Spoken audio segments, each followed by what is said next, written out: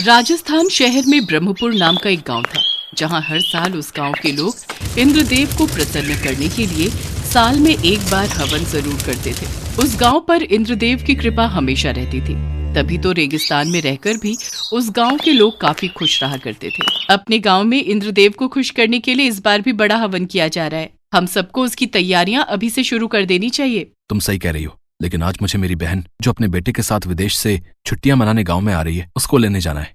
कोई बात नहीं नीतीश, तुम अपनी दीदी को लेने चले जाओ, मैं यहाँ सारी तैयारी कर लूंगी। नीतीश अपनी बहन को लेने एयरपोर्ट चला जाता है और इधर प्रियंका हवन की तैयारियों में लग जाती है। कुछ घंटों बाद नीतीश अपनी बहन और उसके बेटे को लेकर गाँव लौटता है। उसकी बहन रोमा और भांजा समर गाँव आकर बहुत खुश होते हैं। वाह, कितनी ठंडी और सुकून भरी हवा है इस गाँव में। इतने सालों बाद अपने गाँव आकर बहुत अच्छा लग रहा है नीतीश। यस मामा जी, यहाँ तो मुझे बहुत ही मजा आ रहा है। दीदी, तो वहाँ ठंडी हवा नहीं चलती क्या? अरे नहीं नीतीश, ऐसी बात नहीं है, लेकिन वहाँ का आसमान इतना साफ नहीं है जितना कि यहाँ का है। वहाँ की हवा में वो ताजगी नहीं जो यहाँ की हवा में है। वहाँ तो आसमान में गाड़ियों और कंपनियों से निकलने वाला धुआं ही होता है। हाँ, ये तो आप बिल्कुल सही कह रही हैं दीदी। जो बात हमारे गांव में है वो कहीं और नहीं। वैसे जीजा जी को साथ नहीं लाई? अरे तेरे जीजा जी के पास टाइम ही कहाँ है, उन्हें अपने काम से फुर्सत मिले तब तो वो यहाँ आए। हाँ वो तो है, काम ही पूजा है। वो बात कर ही रहे होते हैं कि तभी वहाँ प्रियंका उनके लिए नाश्ता बनाकर ले आती है। नमस्ते दीदी, कैसी हैं आप? और छोटू, तू कैसा है? मैं बिल्कुल ठीक हूँ प्रियंका, और छोटू भी एकदम ठीक है। दीदी, मैं आप लोगों के लिए दाल बाटी बनाकर लाई हूँ। अरे वाह, ये तो मेरी फेवरेट डिश है। Thank you so much Priyanka. Nitish, मैं हवन की सारी सामग्री ले आई हूँ, जरा आप भी एक बार देख लीजिएगा कि मैं कहीं कुछ भूल तो नहीं रही। हवन? कैसा हवन? दीदी, हर साल अपने गांव में इंद्रदेव को प्रसन्न करने के लिए एक हवन किया जाता है। इस बार भी वो हवन होने वाला है, बस उन्हीं सब की तैयारियां चल रही हैं। ये बात सुनकर रोमा सोच में पड़ जाती है। इंद्रदेव के लिए हवन? मतलब मैं कुछ समझी नहीं। आप तो जानती हैं दीदी कि अपने गांव पर इंद्रलोक की कितनी कृपा है। उनके आशीर्वाद से यहाँ हर साल अच्छी बारिश होती है और रेगिस्तान होकर भी यहाँ पानी की कोई कमी नहीं होती। क्या सचमुच में तुम इस 21वीं सेंचुरी में रहकर इन सब बातों पर बिलीव करते हो? ऐसी बात नहीं है दीदी, गांव में सभी लोगों का यही मानना है और ये प्रथा कई सालों से चली आ रही है। आप भी हवन में जरूर आइएगा। अच्छा, वैसे ये हवन होगा कहाँ? दीदी, वो उसी खेत में होगा जहाँ पर वो मंदिर है। अच्छा, अब मैं चलती हूँ। इसके बाद प्रियंका वहाँ से चली जाती है। रोमा, नीतीश और समर बड़े मजे से दाल बाटी का स्वाद लेते हैं। अगले दिन रोमा नीतीश से कहती है, अरे नीतीश, क्या तुम मुझे उस मंदिर वाले खेत में ले चलोगे? हाँ दीदी, क्यों नहीं। नीतीश रोमा और समर को उस खेत वाले मंदिर ले जाता है, जहाँ पर एक छोटा सा मिट्टी का मंदिर रखा होता है, जिसमें इंद्र देवता की मूर्ति रखी होती है। रोमा उस मूर्ति को देखकर कहती है, ओह, तो इस अंधविश्वास की जड़ ये मंदिर ही है, जिसमें बंधा विश्वास आज भी इन लोगों की सोच को पुराना ही रखता है। इसके बाद रोमा उस मंदिर को उठाती है और तोड़ देती है। ये क्या किया तुमने दीदी? देवता के मंदिर को नष्ट कर दिया। मैं तुम लोगों के बीच बसे इस अंधविश्वास की जड़ को खत्म कर रही हूँ। आज के जमाने में रहकर भी तुम लोग इन सब बेकार की बातों में विश्वास रखते हो। दीदी, ये आपने बहुत बुरा किया। देवता अब बहुत नाराज हो जाएंगे और हमें अब इसकी बहुत बुरी सजा भुगतनी पड़ेगी। पूरा गांव इन सब की सजा भुगतेगा। उधर आसमान में इंद्रदेव अपने इतने सालों पुराने मंदिर को टूटते हुए देख बहुत क्रोधित हो जाते हैं और बादलों की तरफ गुस्से से देखते हैं, जिससे आसमान में बहुत तेज बादलों के गरजने की आवाज आती है और उस गाँव में तेज मूसलाधार बारिश शुरू हो जाती है, जिससे गांव में पानी जमा होने लगता है और धीरे धीरे वो पानी घरों के अंदर तक भर आता है। अरे, ये अचानक इतनी तेज बारिश और बाढ़! माँ, मुझे बहुत डर लग रहा है। ये सब इंद्रदेव के गुस्से के कारण हुआ है। आपने उनके मंदिर को तोड़कर अच्छा नहीं किया। ये क्या बकवास कर रहे हो? एक मंदिर को तोड़ने की वजह से इतनी तेज बारिश कैसे हो सकती है? बारिश का स्तर और बढ़ जाता है और गांव में पानी का बहाव भी बढ़ जाता है। पूरे गांव में पानी भर जाता है और लोगों के घर पानी में डूबने लगते हैं। फिर प्रियंका नीतीश के पास आती है। नीतीश, मुझे तो कुछ समझ नहीं आ रहा, गांव में इतनी तेज बारिश कैसे हो गई? मैं बताता हूँ, ये सब रोमा दीदी के कारण हुआ है। उन्होंने इंद्रदेव के मंदिर को तोड़ दिया, लेकिन मैं किसी तरह उनकी मूर्ति को उठा लाया हूँ। ये तो रोमा दीदी के हाथों से बहुत बड़ा पाप हो गया। अब हमें जल्दी कुछ करना होगा, नहीं तो पूरा गांव तबाह हो जाएगा। इसके बाद प्रियंका और नीतीश मंदिर वाले खेत में इंद्रदेव की मूर्ति ले जाकर रख देते हैं और उनसे प्रार्थना करने लगते हैं। हे इंद्रदेव, हमें माफ कर दीजिए। रोमा दीदी की गलती की सजा पूरे गाँव को भुगतनी पड़ रही है। हे इंद्रदेव, मैं अपनी बहन की नादानी के लिए आपसे माफी मांगता हूँ। वो विदेश में रही है, इसलिए उन्हें हमारी ये प्रथा अंधविश्वास लगती है। उन्हें माफ कर दीजिए, हम आपका मंदिर फिर से यहीं स्थापित कर देंगे। मैं एक मिस्त्री को जानती हूँ, मैं अभी उसे बुला कर लाती हूँ। ठीक है, जल्दी आना। प्रियंका जल्दी से जाकर मिस्त्री को बुलाकर लाती है। मिस्त्री आता है और फिर पुरानी वाली जगह पर मंदिर बनाने लग जाता है। जैसे जैसे वो नींव रखता है बारिश कम होती जाती है। तभी वहाँ रोमा और समर भी आ जाते हैं। अरे ये क्या, मंदिर बनने से तो बारिश कम हो रही है। मुझसे बहुत बड़ी गलती हो गई। इंद्रदेव का अपमान करके मैंने बहुत बड़ा पाप किया है। अब मैं इस पाप का प्रायश्चित करूंगी। मंदिर का निर्माण कार्य पूरा होते ही रोमा अपने हाथों से देवता की उस मूर्ति को स्थापित करती है और हाथ जोड़कर इंद्रदेव से प्रार्थना करती है। हे इंद्रदेव, मुझसे बहुत बड़ी भूल हो गई, मुझे माफ कर दीजिए और हमारे गांव को इस बाढ़ से बचा लीजिए। रोमा को अपनी मूर्ति फिर से मंदिर में स्थापित करते हुए इंद्रदेव देवलोक से देखते हैं, जिससे वो प्रसन्न हो जाते हैं और फिर अपनी शक्ति से बारिश को रोक देते हैं। फिर धीरे धीरे बाढ़ का पानी भी कम हो जाता है और गाँव पहले जैसा हो जाता है और सब लोग खुशी खुशी इंद्रदेव के लिए एक बड़ा हवन करते हैं, जिसमें रोमा भी शामिल होती है। इसके बाद रोमा सभी गांव वालों के लिए हवन के बाद भंडारे का आयोजन करती है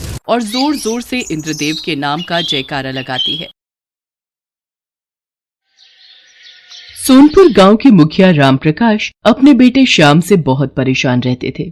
श्याम अपने पिता के साथ किसी भी काम में हाथ नहीं बटाता था, बस सारा दिन इधर उधर दोस्तों के साथ घूमते रहना और खाली समय मिले तो सोते रहना। राम प्रकाश को इसी बात की चिंता रहती थी कि श्याम पर कभी गांव को संभालने की जिम्मेदारी आई तो वो कैसे उस जिम्मेदारी को संभाल पाएगा। इसीलिए एक दिन गुस्से में आकर राम प्रकाश श्याम से बोला, श्याम, तू कब तक इस तरह निठल्ला बनकर घूमता रहेगा? तेरी उम्र के बच्चे शहर जाकर बड़ी बड़ी नौकरियां कर रहे हैं या फिर अपने पिता के साथ गांव की पंचायत में बैठते हैं।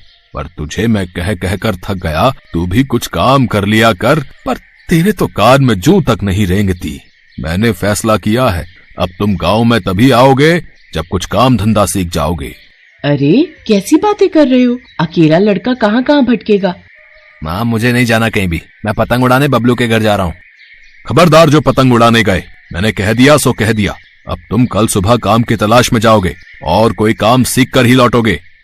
राम प्रकाश ने जबरदस्ती श्याम को काम ढूंढने भेज दिया ताकि वो एक जिम्मेदार इंसान बनकर आ सके। श्याम काम की तलाश में निकल तो पड़ा, पर उसका मन बिल्कुल नहीं था। चलते चलते श्याम एक जंगल में पहुंचा।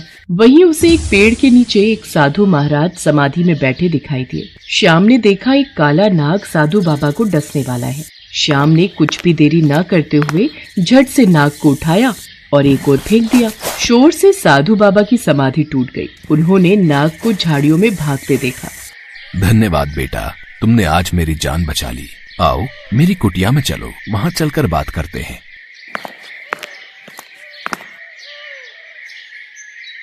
बाबा, आपकी कुटिया तो बहुत सुंदर है। ये तो बांस से बनी हुई है। बेटा, ये बांस की कुटिया मैंने स्वयं बनाई है। बांस को जोड़ जोड़ कर बहुत मेहनत से मैंने इसे तैयार किया है। बाबा, क्या मैं कुछ दिन यहाँ आपके पास रह सकता हूँ? हाँ हाँ बेटा, बिल्कुल रह सकते हो। श्याम उन साधु बाबा के साथ ही रहने लगा। वो साधु बाबा की बहुत सेवा करता था। वहाँ पर श्याम ने बांस से घर बनाना सीखा। एक दिन साधु बाबा श्याम से बोले, श्याम बेटा, अब मुझे यहाँ से दूसरे स्थान पर जाना है। अब तुम्हारा भी अपने गांव लौटने का निश्चित समय आ गया है। पर बाबा, मुझे तो मेरे पिताजी ने कहा था जब तक मैं कोई काम धंधा नहीं ढूंढ लेता तब तक मैं गांव वापस नहीं जा सकता। काम तो तुमने सीख लिया बेटा। तुमने बांस के घर बनाने सीखे हैं, वो भी बहुत मेहनत का काम है। अब तुम अपने गांव जाना और वहां पर तुम जल्दी ही बांस के घर बनाना शुरू कर देना। बस यही तुम्हारा काम है। एक दिन ये बांस के घर तुम्हारे बहुत काम आएंगे। श्याम साधु बाबा से विदा लेकर वापस गांव पहुंच जाता है और अगले दिन बांस मंगवाकर पूरे गांव में बांस के घर बनाने शुरू कर देता है। पता नहीं इस लड़के को मैंने काम धंधा ढूंढने भेजा था, पर ये तो बांस के घर बनाने में लग गया है। देखने में घर कितने सुंदर और मजबूत हैं।